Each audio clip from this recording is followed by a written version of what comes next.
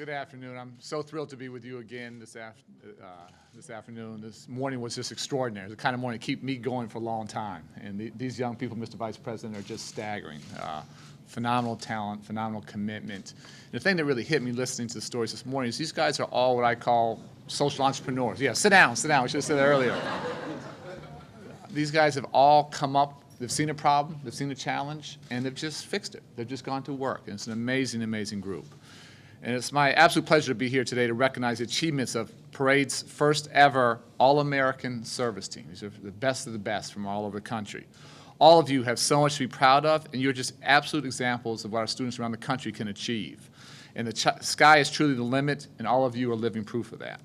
And now it's my honor to introduce Kaylee Sherrill, whose Hats for Hope project is truly remarkable. As you may know, and we heard this morning, Kaylee started a nonprofit organization for volunteers to knit hats for cancer patients, and she was inspired by her grandmother's illness. She and her team have knitted literally thousands of hats, and she has big plans to replicate this around the country, to really go to scale. And I have absolute confidence that she'll accomplish that. This fall, she's going to be a freshman in college in Indiana. I'm sure she'll make an immediate impact on campus. We were talking earlier, she's already talking to professors. She's got the psychology club lined up, and so she's going to hit that campus with a bang. My only ask is for Kaylee is that she keeps up at this, and we know she will. And we just need more students around the country to do what all these young people are doing. And what you guys are doing, your individual work is phenomenal, but the inspiration you provide for all of us is what's so special. So Kaylee, congratulations, and we look forward to hearing from you.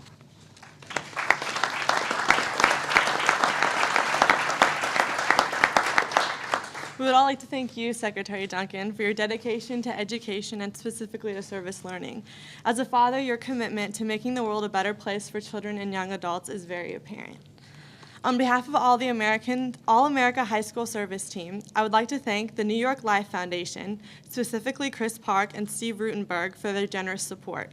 I would also like to thank Kelly Brown, Doreen Stevens, and all of the staff and volunteers at the League who have dedicated their time to encouraging young people to make a difference. A big thank you to Parade Magazine for including the recognition of community service on the impressive list of All-America teams that began over 50 years ago. There is no higher calling and nothing more personally rewarding than service to others. Through honors such as the All-America Service Team, we can reach out and teach current and future generations the value of leadership and community service. We need to increase support for youth service programs and develop a greater awareness within our schools of the need for community service. Just as there are all-conference and all-state sports teams, we should encourage and promote the same for service teams. Wouldn't it be wonderful if every high school not only had a football coach, but a service coach to train, encourage, and support the student volunteers? Each and every one of us has the opportunity to contribute to society. It starts with a personal connection, and before you know it, what begins as just a simple idea results in reaching out through service to others. It now gives me great honor and privilege to introduce to you one of America's top public servants. This gentleman embraces and appreciates service to our country, as evidenced by the personal relationship he makes with the servicemen and women of this great nation. He takes the time to talk to each and every man and woman of the military and truly values meeting each and every one of them. Ladies and gentlemen, please join me in welcoming the Vice President of the United States, Joseph Biden. Great job. Kaylee, I'm impressed to understand that you learned yesterday you were given this assignment. And when I was your age, the hardest, most difficult speech ever made in my life, I was class president, and I had to stand up at our graduation. I used to stutter very badly, for real. And I remember I had to stand up at our graduation. All my job was to welcome the parents and introduce the class. And it was literally the most difficult speech ever made.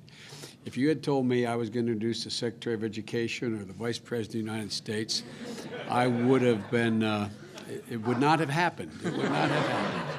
And so I admire you and all of you guys. I mean, look, you know, if you, first of all, I know we've already thanked Chris and Steve, but I also want to thank Parade Magazine. This is a good deal. This is a very, very, very good thing to do at a time when we have a President of the United States who got started by service to the community. And if you ever wondered, and I can say to Maggie Murphy, the editor-in-chief, if you want to know whether there's a coach for service, You're looking at him right here. This is the guy. This is the star of the operation of our cabinet. This is a guy who I've been with all over the country. He literally inspires kids, teachers, school boards, parents, everywhere he goes because, you know, he lives the way he talks. If you knew a little bit about his family, knew about his mom, deciding early on that there needed to be a mentoring program and the schools weren't servicing poor kids well enough, you ought to meet his mom. It's incredible. But the whole family, his entire family, his brother, his sister, him, they all got engaged in doing what all of you do. And all of you not only are doing, but I suspect dream maybe you'll even do more. Well, this is a role model here. By the way, he was also one heck of a basketball player. Seriously. Great basketball player in high school and college, played in professional basketball in Australia. So this guy's got it all. So if you want to follow anybody, this is the guy right here to follow because he is the coach, and he's the coach of our team as well. You know, I'm delighted that you all are, and I feel badly. I feel like I should be turning around talking to the kids instead of talking to all of you, so excuse my back. But to all of you, I'm delighted that you're here with Secretary Duncan and also here at the White House. You know, it's Parade Magazine has the league, Christy Park, and of course all of you winners. This is the stuff that makes our day here at the White House. And I know this sounds corny, but I really mean it. This is the stuff that makes our day. And Secretary Duncan can tell you, I'd much rather be with a group of high school and college students than with almost anybody else I could pick. You think I'm joking? If you know me, you know that's not an exaggeration. But and while we're at it, I think you guys owe a round of applause to any of your parents who are here, any of your mentors, any of the people who made you what you are. So you ought to thank them. Give them a round of applause. Tell them what you think of them. Because, folks, this stuff doesn't happen by accident. This doesn't happen by accident. The truth of the matter is that, you know, we all know this is a pretty busy place, but we have lots of visitors coming through here. But the fact of the matter is that you guys fill us with genuine pride. We've had all-American teams here. We have the winner of everything from the professional leagues, the NBA, the National Basketball League, the Major League Baseball, the World Series winners, my alma mater, Syracuse University, lacrosse, last year. But seriously, we have that all the time, and we should recognize that capability. But nothing done by any of these great athletes, and they've done great things, has the potential to do as much for the American people and for people abroad as what you all have embarked on. And the thing that I think is so neat is that there's such a spontaneity to it.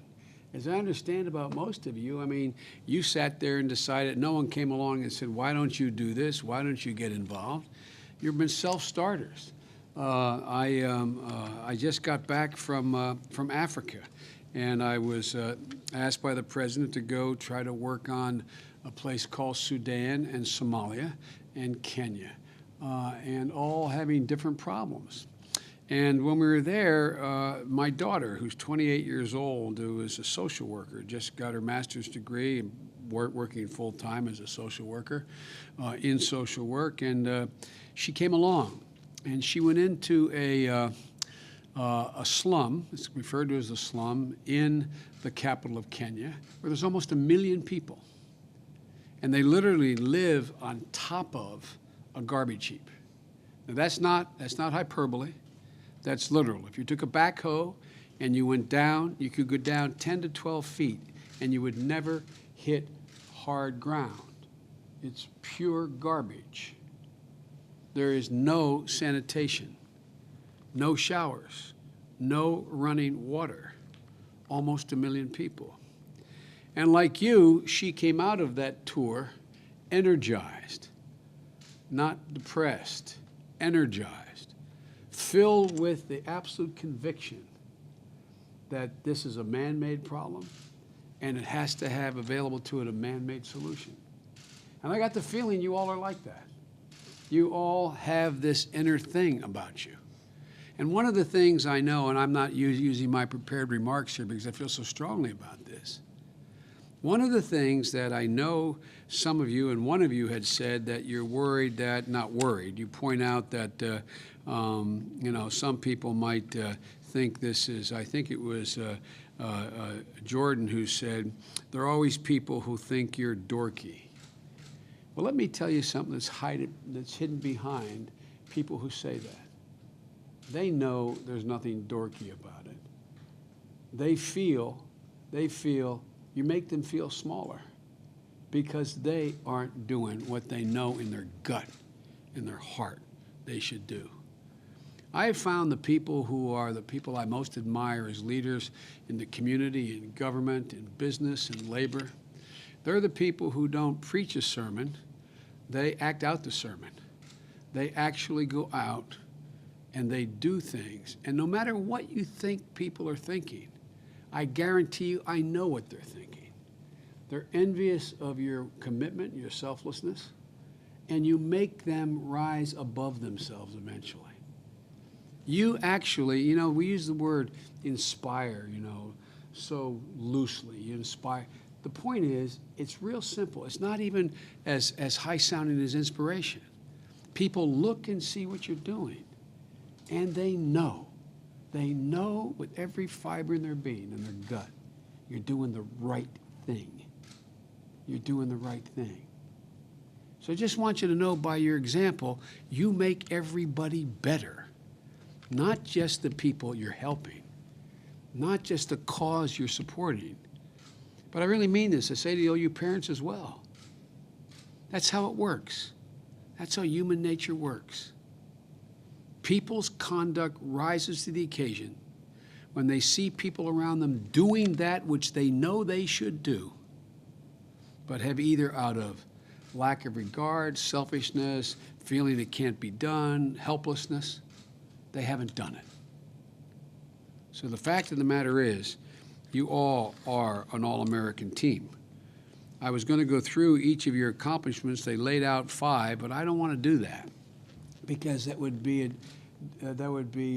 disrespectful to those who I didn't name. Because all of you have that special thing. Every single one of you have that special thing because it's spontaneous, because you would do it if no one were looking.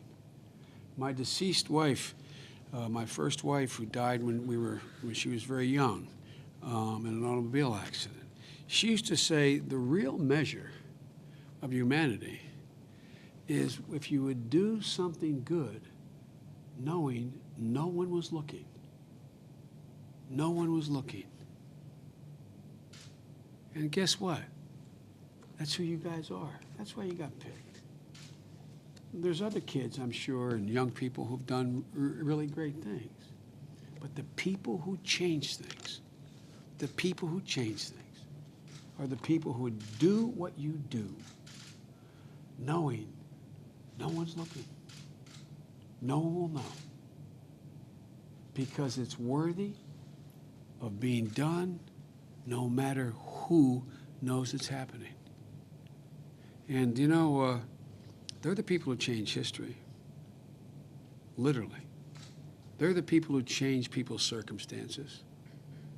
Not the people who, and by the way, if you do it well enough, necessarily you're not going to be able to hide it. That's not bad. I'm not saying the recognition is bad, it's good. But the thing that makes you so special is I'll bet every single one of you would do what you're doing if it was done totally anonymously. That's why I admire you so much. And I really do admire you. I really do admire you. Because you're the kids, you're the young people who are going to change. You're going to continue to change the way things better. The measure of our humanity, in my view, is whether or not we continue to inch forward. We continue to progress. That's the history of the journey of humanity. It's the history of the journey of this country. The people who continue to push the barrier of equality. When I say equality, I'm not just talking about civil rights. and that's critical. That's what got me involved in public life, the civil rights movement in my state. But I'm talking about equality, meaning you stepping in to tip the scales in a way that you give somebody who otherwise wouldn't have it a fighting chance. And you know, I watch one guy do it, and I watch him do it. No, I'm not joking. I'm not being solicitous. I am this guy's biggest fan. Maybe my wife is his biggest fan. I'm his second biggest fan. But all kidding aside, it's just about doing the right thing. As simple and silly as that sounds. And you all are doing the right thing. You've done it spontaneously. I admire the devil out of you. And I want you to know, if you decide to go in public life, be president instead of vice president. And I tell you why. The reason why I have to go is I'm supposed to be in the Situation Room, literally, right now with the president on a threat briefing. And when the president says you should be there, there is a certain obligation to be there. But with your permission, before we leave, I'd like to be able to have my picture taken with you. Is that okay? Folks, as they say in southern parts of my state sometimes, you done good. These kids are special. They're special.